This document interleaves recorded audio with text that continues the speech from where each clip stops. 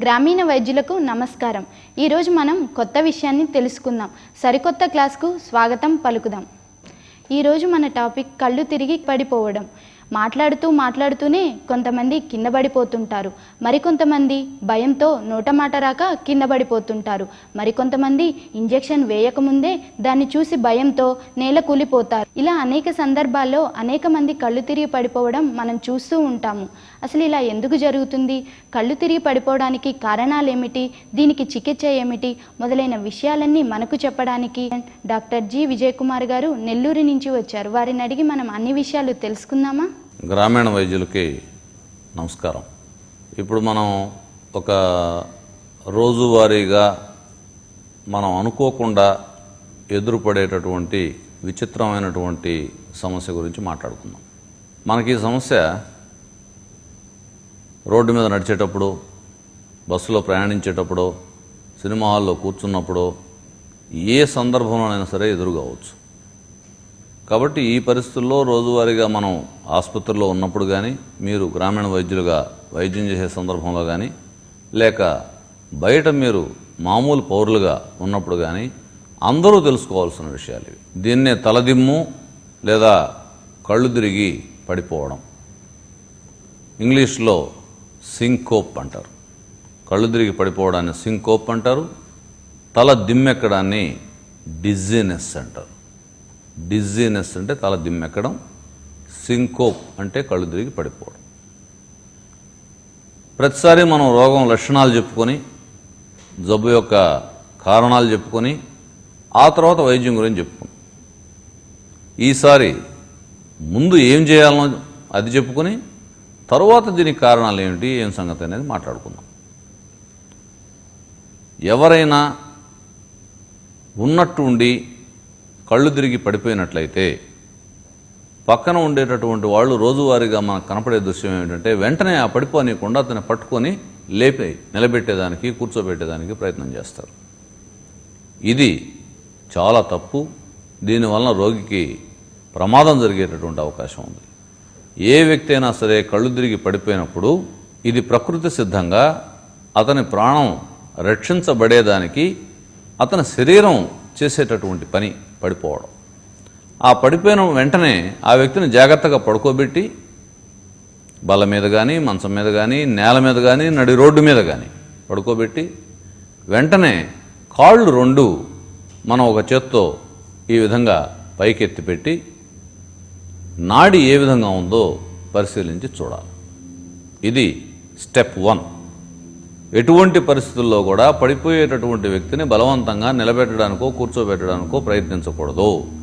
అతన్ని పడుకోబెట్టాలి, కాళ్ళు పైకి ఎత్తాలి.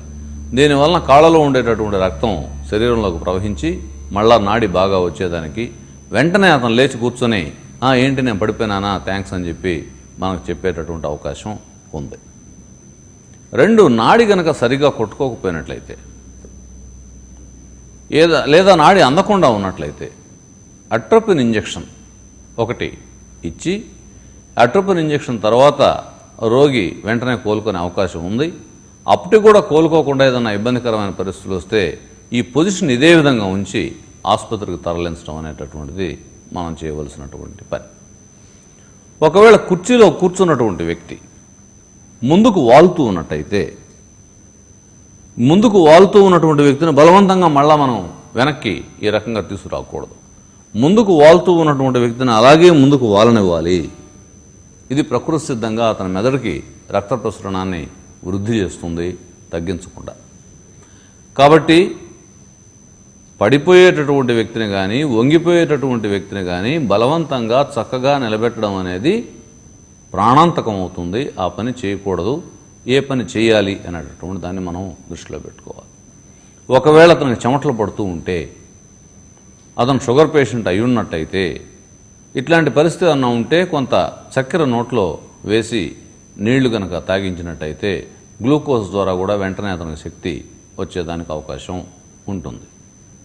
ఒకవేళ ఫిట్స్ లాగా ఏమైనా వస్తూ ఉన్నట్లయితే అట్లాంటప్పుడు చేతులు కాళ్ళు కొట్టుకునేటప్పుడు నాలుక కొరుక్కోకుండా దానికి సంబంధించిన జాగ్రత్త తీసుకుని అతన్ని ఒకవైపుగా తలదిప్పి పడుకోబెట్టి ఆ ఫిట్స్ అన్నీ ఆగిపోయిన దాకా చూడవలసినటువంటి అవసరం ఉంది.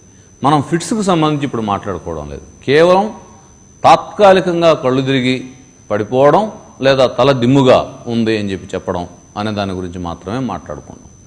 కాబట్టి దీంట్లో 2 అంశాలు ఉన్నాయి. ఒకటి తల దిమ్ముగా ఉండడం, రెండవది పడిపోవడం.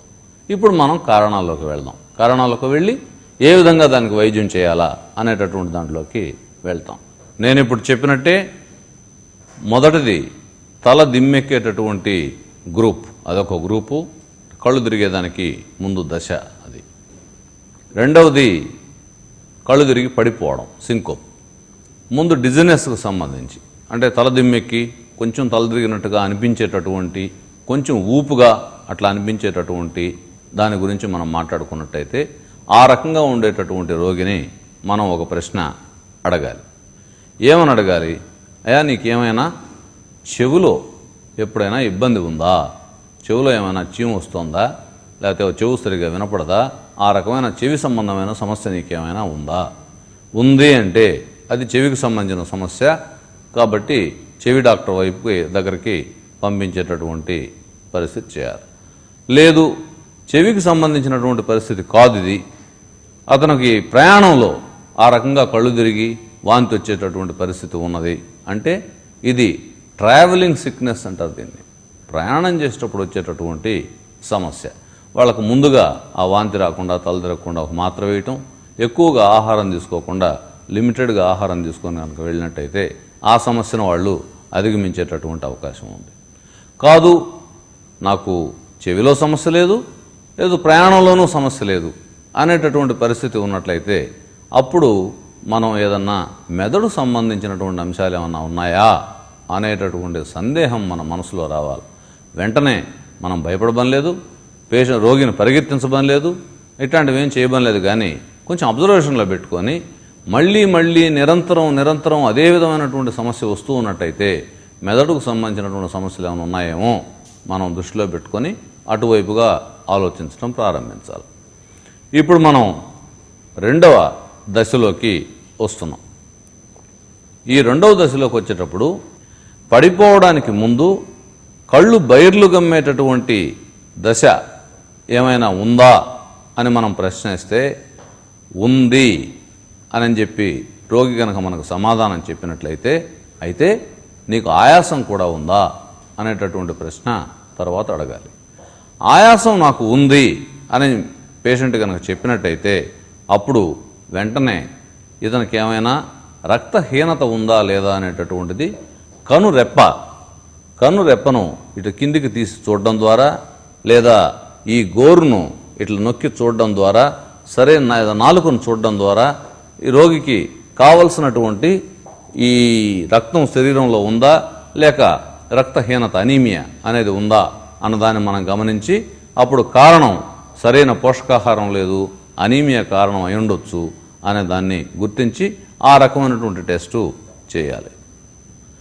లేదు నాకు ఆ రకమైనటువంటి ఆయాసం లేదు అని రోగి చెప్పినాడు అనుకోండి, అప్పుడు ఎక్కడి నుంచైనా రక్తస్రావం అవుతుందా అంటే రోగి ఏమన్నా రక్తం వాంతులు చేసుకున్నాడా, మలం ఏమన్నా నల్లగా వస్తుందా రక్తం, లేదా ఎక్కడైనా దెబ్బ తగిలి రక్తం కారిపోతూ ఉందా, ఒక్కోసారి పళ్ళలోంచి చిగుళ్లలోంచి నోట్లోంచి నాలుకలోంచి చెవిలోంచి ముక్కులోంచి చేతులు తెగి విపరీతంగా రక్తస్రావం అయ్యేటటువంటి పరిస్థితి ఉంది.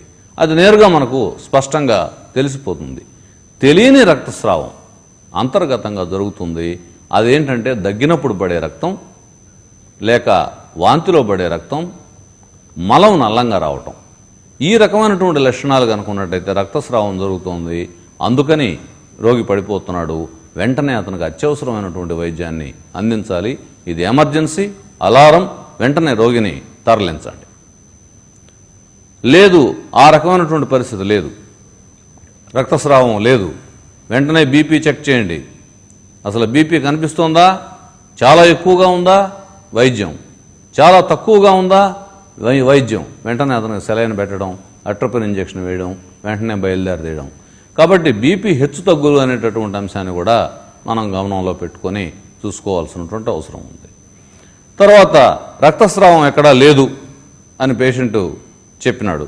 రక్తస్రావం ఎప్పుడు లేదు అని చెప్పి అన్నప్పుడు సడన్గా నాకు చాలా నొప్పి ఉందండి. ఆ నొప్పి ఎంత నొప్పి అంటే భరించలేనంత నొప్పి. ఎంత భరించలేనంత నొప్పి అంటే నాకు నొప్పి ఉందని కూడా చెప్పుకోలేడు. నొప్పితో అంతా తనకలాడిపోయేటటువంటి పరిస్థితి ఉంది. ఒక్కోసారి సూది వేసేటటువంటి నొప్పి కూడా ఆ రోగికి చాలా తీవ్రంగా ఉండొచ్చు. మనుషుల యొక్క మనస్తత్వాలను బట్టి, నొప్పిని ఓర్చుకునేటటువంటి తత్వాన్ని బట్టి మీకు ఒక చిన్న ఉదాహరణ చెప్తాను. 3 వ్యక్తులు వెళ్తున్నారు.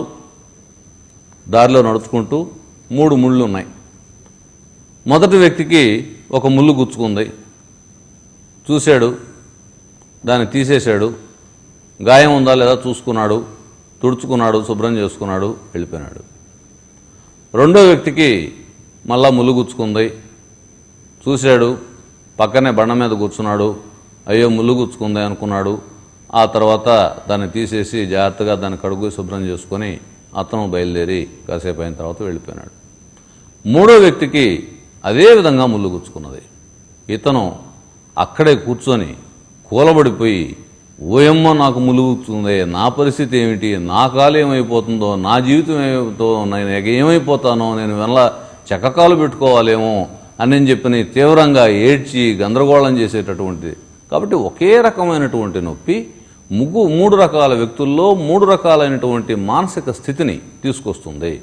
కాబట్టి నొప్పి దాన్ని మనం చూసుకున్నప్పుడు మానసిక స్థితిని కూడా దృష్టిలో పెట్టుకోవాలా. అంటే దాన్ని సింపుల్గా మనం తీసుకోకూడదు. గుండెల్లో ఛాతీ నొప్పి వచ్చింది, తీవ్రమైనటువంటి నొప్పి, కాబట్టి దాని గురించి మనం పట్టించుకోవాలా. నొప్పి వలన కూడా సింకోపల్ అటాక్ అంటే పడిపోయేటటువంటి అవకాశం ఉంది. దాన్ని దృష్టిలో పెట్టుకొని దానికి వైద్యం చేయవలసినటువంటి అవసరం ఉంది. దాన్ని కూడా సీరియస్ ప్రాబ్లం కిందనే మనం గమనించాలి. లేదు, నొప్పి లేదు, జ్వరం, తీవ్రమైనటువంటి జ్వరం ఉంది. తీవ్రమైనటువంటి జ్వరానికి అనేక రకాలైనటువంటి కారణాలు ఉన్నాయి. ఎండాకాలంలో ముఖ్యంగా వడదెబ్బ తగిలి ఉండొచ్చు, లేదా జ్వరం 106 డిగ్రీలకు చేరిపోయి ఉండొచ్చు. మలేరియా జ్వరం వస్తే ఒక్కోసారి 105, 106 డిగ్రీలకు చేరేదానికి అవకాశం ఉంది. డెంగీ జ్వరం చేరేదానికి అవకాశం ఉంది. అట్లాంటి పరిస్థితుల్లో పడిపోయినప్పుడు అది కూడా తీవ్రమైనటువంటి సమస్యగా పరిగణించాల్సిన అవసరం ఉంది. లేదు, నాకు జ్వరం లేదండి అన్నప్పుడు మళ్ళీ మనం అడగాలి. ఏమని అడగాలి? నీకేమన్నా ఎక్కువ వాంతులు విరేచనాలు ఏమైనా అవుతున్నాయా? ఎక్కువ వాంతులు విరేచనాలు అవుతున్నాయంటే అప్పుడు ద్రవరాహిత్య స్థితి ఉన్నది ఆ రోగికి అని అర్థం. ద్రవరాహిత్య స్థితి అంటే శరీరంలో ద్రవరాహిత్య స్థితి, ద్రవం లేకపోయేటటువంటి పరిస్థితి. అంటే మన శరీరం 90% నీరు కలిగి ఉంటుంది. ఈ వాంతులు విరోచనలు అయినప్పుడు శరీరంలో ఉండే నీరు బయటికి వెళ్ళిపోతుంది. దాన్ని డీహైడ్రేషన్ అని ఇంగ్లీష్లో అంటారు. ద్రవరాహిత్య స్థితిలో కూడా ఖచ్చితంగా మనిషి పడిపోతాడు. దానికి తగినటువంటి వైద్యాన్ని అందిస్తే అతను లేచి కూర్చునే దానికి అవకాశం ఉంది. అది పెద్ద సీరియస్ కండిషన్ కాదు, వెంటనే మనం అక్కడ వైద్యం చేయవచ్చు. ఇట్లాంటప్పుడు అది కూడా కాదు అన్నప్పుడు నెక్స్ట్ క్వశ్చన్ మనం అడగాల్సింది ఏంటంటే, ఏంటి మెడలో ఏమైనా నీకు ఒక రకమైనటువంటి కదలిక కానీ, లేదా బాధ కానీ, నొప్పి కానీ, మెడ కదిలించినప్పుడు ఈ దిమ్మెక్కడం ఎక్కువ కావడం కానీ, పడిపోవడం ఎక్కువ కావడం కానీ, ఇట్లాంటి పరిస్థితి ఏమైనా ఉందా అనేది గమనిస్తే, మెడలో రక్త ప్రసరణకు సంబంధించి మెడ ఎముకలు ఒకదానికొకటి అతుక్కొని ఉండేటటువంటి పరిస్థితికి సంబంధించిన జబ్బు ఉండొచ్చు. దీన్నే వర్టైగో అనేటటువంటి దాన్ని అని చెప్పి అని అంటారు. దాన్నే వర్టెబ్రోబేసిలర్ ఇన్సఫిషియన్సీ అని కూడా అంటారు. అంటే మెదడుకు రక్త ప్రసరణంలో హెచ్చు తగ్గులు రావడం వలన ఇది వ్యాపించేదానికి అవకాశం ఉంది. దాన్ని కూడా జాగ్రత్తగా మనం చూపించినట్టయితే వైద్యం చేసుకోవచ్చు. ఇవన్నీ ఏమీ లేవు అన్నప్పుడు నెక్స్ట్ క్వశ్చన్ అడగాల్సింది, నీకేమైనా ఫిట్స్ వస్తున్నాయా? ఆ రకంగా వెళ్ళి ఖచ్చితంగా అటు మెదడులో కానీ ఇటు గుండెలో కానీ ఎక్కడో ఒక దగ్గర లోపం ఉండాలా. అప్పుడు మాత్రమే పదే ఒక మనిషి పడిపోవడం, తలదిమ్మెక్కడం అనేటటువంటిది జరుగుతుంది. చూడటానికి చిన్న విషయంలాగా కనపడినా లోపల పెద్ద సమస్య ఉండొచ్చు. చూడటానికి పెద్ద విషయంలాగా కనపడినా చాలా చిన్న సమస్య ఉండొచ్చు. మామూలు వ్యక్తులు కూడా ఉన్నటువంటి మంచం మీద నుంచి పైకి లేచినప్పుడు కానీ, ఉన్నటువంటి కుర్చీలోంచి పైకి లేచినప్పుడు కానీ పడిపోయేటటువంటి పరిస్థితి మనకు ఏర్పడవచ్చు. అది చాలా చిన్న సమస్య, కానీ చాలా పెద్దదిగా కనిపిస్తుంది. ఒక్కోసారి ఏముందలే, కళ్ళు తిరుగుతుంది, అతనికి ఏమీ లేదు అని చెప్పి చాలా చిన్న సమస్యగా మనం అనుకోవచ్చు. కానీ మెదడులో ట్యూమర్ ఉండేదానికి అవకాశం ఉంది. కాబట్టి ఇది ఒక విచిత్రమైనటువంటి పరిస్థితి. చిన్న సమస్యగా కనిపించి పెద్ద జబ్బు ఉండొచ్చు, పెద్ద సమస్యగా కనిపించి ఏం లేకుండా కూడా ఉండొచ్చు. దీన్ని వైద్యం అనేటటువంటిది కేవలం శాస్త్రం కాదు, అది ఒక కళ కూడా.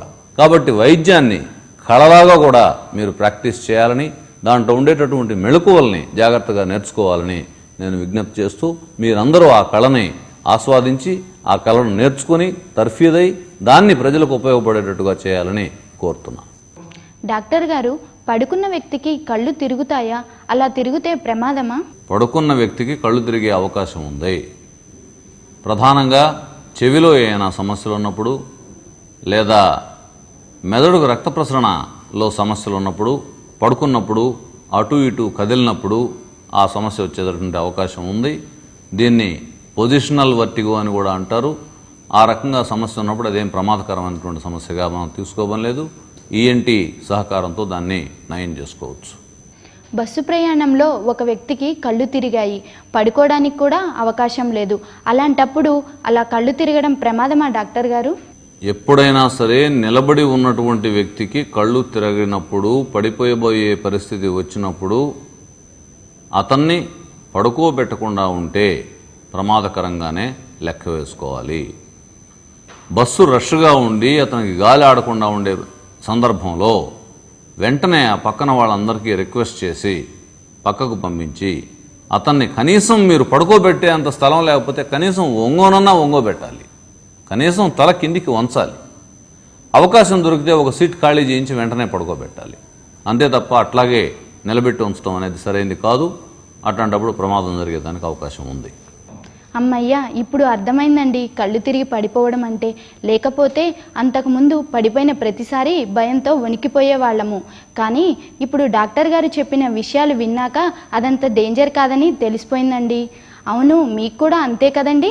గ్రామీణ వైద్యులైన మీరు ఇలాంటి సంఘటనను చాలాసార్లు ఎదుర్కోవాల్సి ఉంటుంది. అందుకే ఈ క్లాసులో విన్న విషయాలను మీరు ఆచరణలో పెట్టి గ్రామీణులకు నాణ్యమైన వైద్యాన్ని అందిస్తారని ఆశిస్తూ సెలవు. కళ్ళు తిరిగి పడిపోవడం. ఎక్కువ సమయం భోజనం చేయకుండా నిలబడి ఉన్నా, పనిచేస్తూ ఉన్నా, అకస్మాత్తుగా నొప్పి కలిగినా, భయం కలిగినా కళ్ళు తిరిగి పడిపోవచ్చు. రక్తహీనత జబ్బులో మెదడుకు ప్రాణవాయువు సరఫరా తగ్గిపోవడం వంటి కారణాల వల్ల కూడా ఈ స్థితి రావచ్చు. నిలబడిన వ్యక్తి పడిపోయేట్లుగా ఊగుతూ ఉంటే వెంటనే పడుకోబెట్టాలి. కుర్చీలో కూర్చున్న వ్యక్తికి కళ్ళు తిరిగినట్లు అనిపించితే ముందుకు వంగి మొకాళ్ల మధ్య తల ఉంచేలా చూడాలి. ఆహారం తీసుకొనకుండా ఉంటే 2 గ్లాసుల నీళ్లలో చక్కెర కలిపి తాగించాలి. మాటిమాటికి కళ్ళు తిరిగి పడిపోతూ ఉంటే ఇతరత్రా జబ్బులు ఉన్నాయేమో పరీక్షలు చేయించి నిర్ధారణ చేసుకోవాలి.